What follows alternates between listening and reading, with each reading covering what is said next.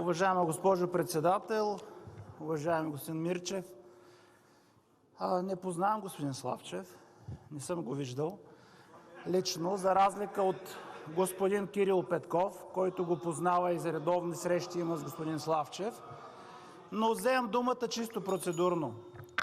Лично аз, господин Мирчев, не мога да ви разбера какво искате.